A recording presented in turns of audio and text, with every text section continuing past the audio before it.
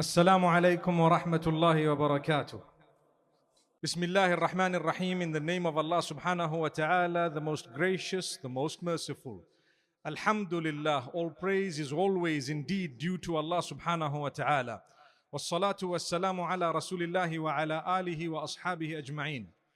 We send blessings and salutations upon those who were sent to remove us from the darkness and to bring us to the light. We send blessings and salutations upon Muhammad sallallahu alayhi wasallam, his household, his companions. May Allah bless them, bless every one of us, and grant us goodness.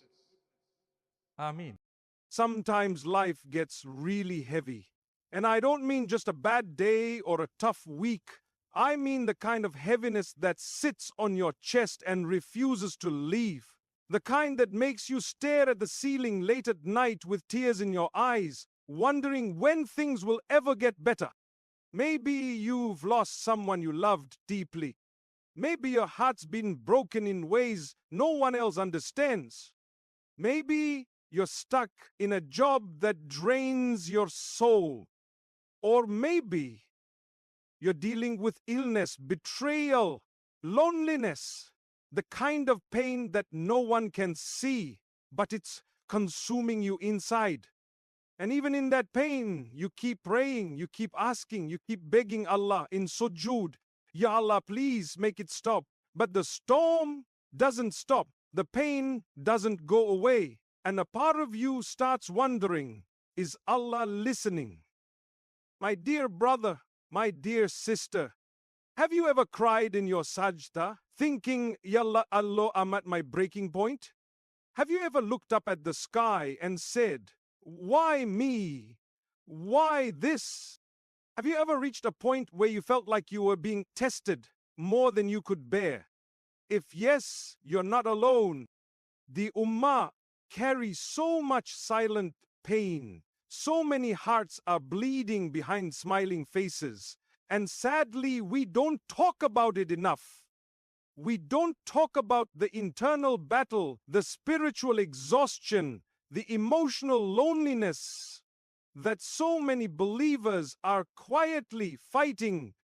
But I want you to know something very important today.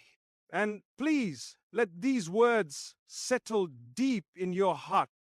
Positivity in Islam doesn't mean pretending the pain isn't real. It doesn't mean plastering on a smile while you're breaking inside. It doesn't mean suppressing your tears or hiding your fears. True positivity is about knowing that even in the middle of your pain, Allah is with you. That even when the world feels empty, your Rabb has never left you. That even when the answers haven't come yet, His wisdom is at work. Allah says in the Quran, Allah does not burden a soul beyond what it can bear. This is not just a verse to recite. It's a promise, a divine assurance. If you're going through something difficult right now, it's not because you're weak. It's not because Allah wants to punish you. It's because He knows you can carry it with His help, with His guidance. But that doesn't mean it's easy, I know. Sometimes you make dua and it feels like nothing's changing. Sometimes you feel like the more you try to get closer to Allah, the more things fall apart. And shaitan whispers, see, your prayers don't matter. But don't believe that voice. Don't let the pain lie to you. Because the truth is, sometimes the delay is part of the mercy. Sometimes the unanswered dua is the beginning of something greater. Sometimes Allah withholds to protect you, or to prepare you, or to elevate you. And sometimes the pain itself is the answer. The trial is not punishment, it's purification. You see, in this world, we weren't promised a life without tests. The prophets themselves, the most beloved people to Allah, they were tested more than anyone. They cried, they struggled, they felt sorrow, But what kept them going? Tawakkul, sabr, unshakable faith that no matter how dark it gets, Allah's light will come. So if your heart feels heavy today, if your duas feel unanswered, if you're questioning your worth or your strength or your future, please remember this. You are not broken. You are being rebuilt. You are not abandoned. You are being prepared. And you are not alone. Your Rabb is closer to you than your jugular vein. Stay patient. Stay soft. Keep turning to Him. Keep whispering in the night. Even if your voice trembles, keep walking even if it's slow, because something beautiful is coming, inshallah. And one day you'll look back at this hardship and you'll realize it wasn't a detour. It was the path.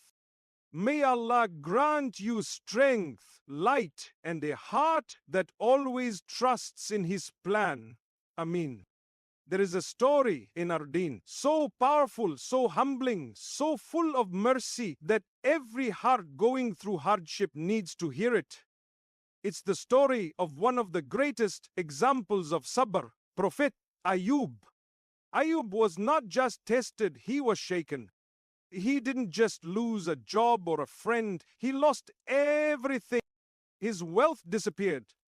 His health deteriorated until he couldn't even move without pain. His body was covered in sores, his flesh wasting away, and one by one his children passed away. Most people abandoned him, even his community distanced themselves out of fear. But one person stayed, his wife, and subhanallah, how she cared for him, loved him, remained loyal to him, even when he had nothing. That's a lesson in itself. But the real beauty of this story isn't just in how much he lost. It's in how he responded to the loss. Not once did Prophet Ayub complain. Not once did he say, "Why me?" He never lost his trust in Allah. He never lost his gratitude. Yes, he cried. Yes, he felt pain. But he knew his Rabb. And he knew that his Rabb hadn't abandoned him. Years passed. Not days. Not weeks. Years. And then, after enduring every kind of hardship, he made a simple, gentle, and deeply powerful dua. Indeed, adversity has touched me, and you are the most merciful of those who show mercy. Look at the beauty in his words. He didn't even ask for healing directly. He didn't say, "Ya Allah, remove this from me." He just stated the truth. I'm in pain. And he paired it with hope. You are the most merciful. That's the essence of positivity in Islam. Not ignoring the pain, but believing that Allah's mercy is always greater than the pain. And how did Allah respond? So we responded to him and removed the adversity, and we restored his family to him and the like thereof with them, as mercy from us and a reminder for the worshippers. Not only did Allah heal him, He restored everything he lost. And not just restored, Allah doubled it.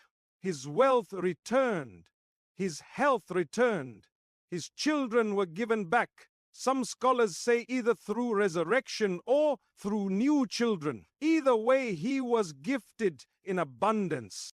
This story is not just about patience. It's about how Allah responds to that patience. It's about what happens when you stay loyal to your Lord even when life gets unbearable. You see, most people love Allah when things are going well.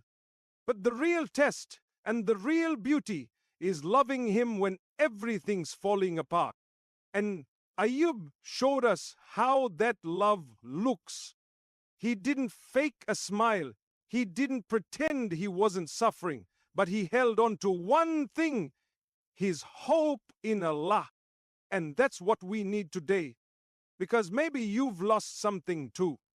Maybe your body is hurting, or your heart is breaking, or your soul is tired from a test that seems endless. And maybe people around you are saying, it's been years and nothing's changing. But the story of Ayub reminds us, even if the test is long, Allah's response is near. And maybe, just maybe, your dua is the next to be answered. But even if it's not, even if relief doesn't come in the way you expect, the reward for your sabr is being written right now.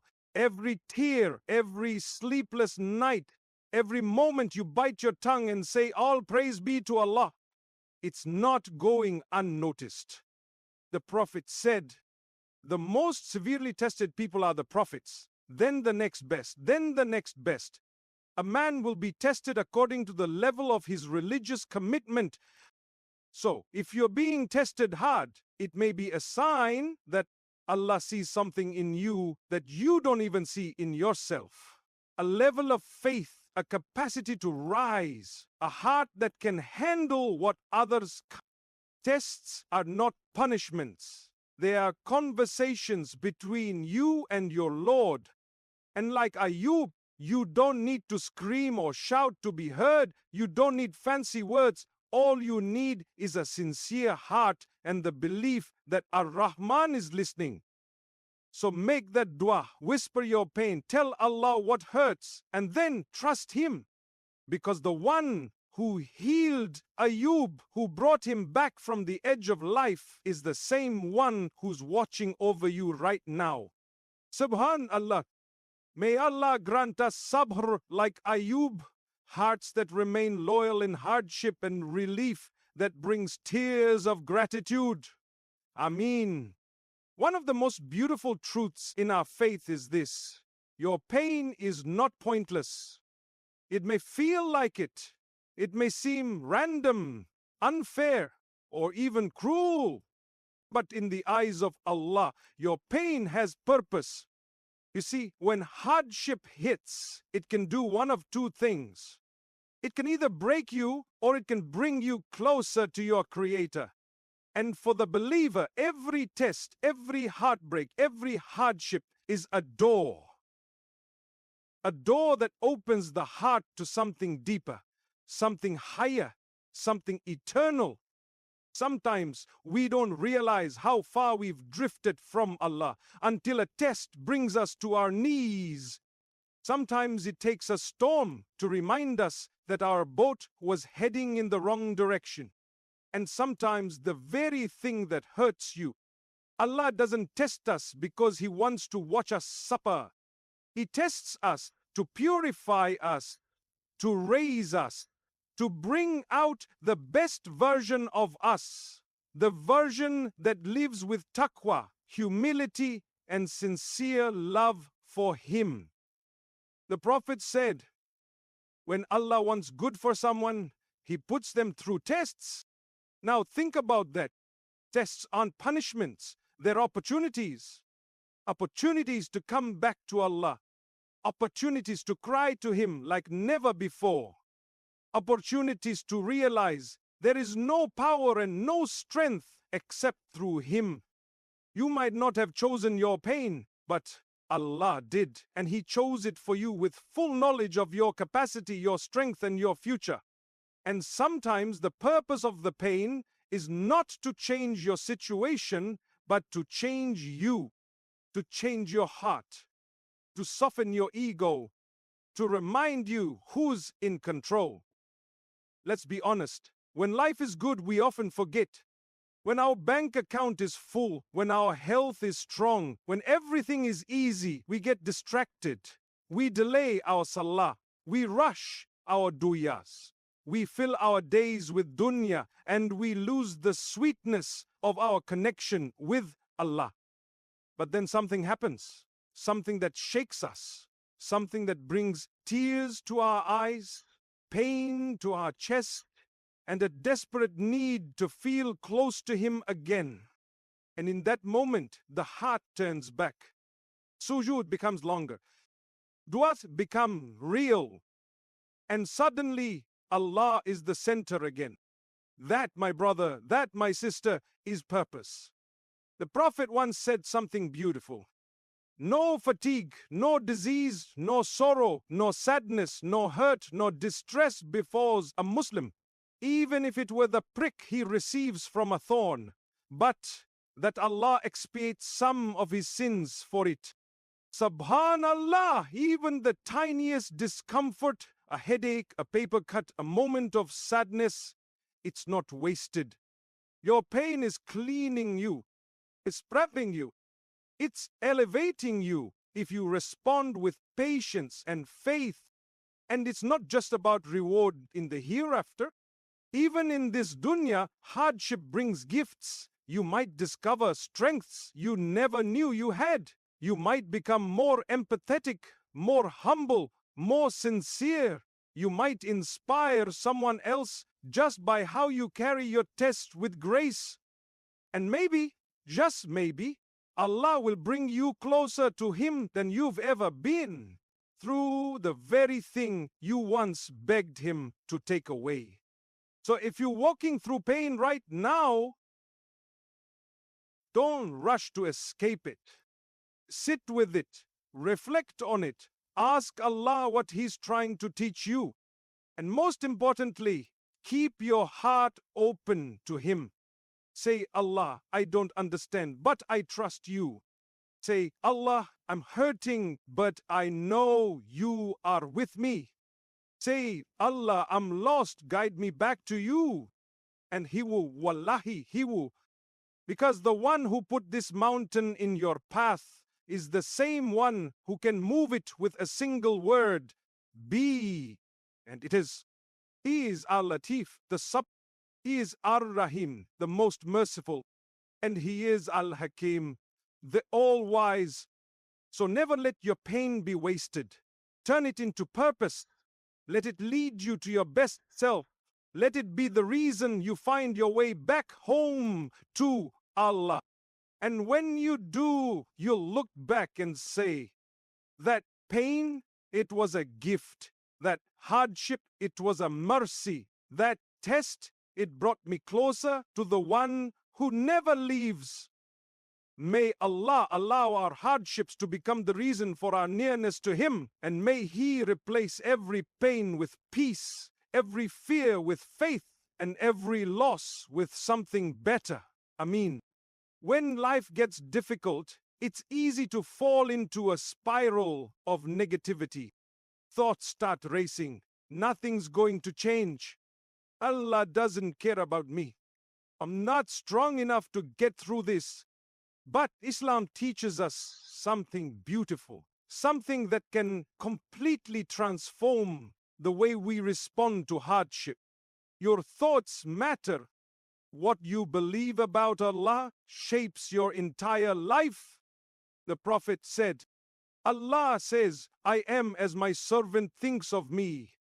That means, if you expect good from Allah, you will find it. If you trust that He's taking care of you, you will see His mercy unfold. And if you hold on to hope even when things are falling apart, you are already winning. This isn't blind optimism, it's husna zan, having a good opinion of Allah. It's a mindset that says, even though I'm in pain, I know Allah's working behind the scenes. May Allah subhanahu wa ta'ala grant us all Jannah. Wa sallallahu wa sallama wa baraka ala nabina Muhammad. Subhanallah bihamdih. Subhanaka Allahumma bihamdika nashhadu an la ilaha illa ant. Nastaghfiruka wa natubu ilayk.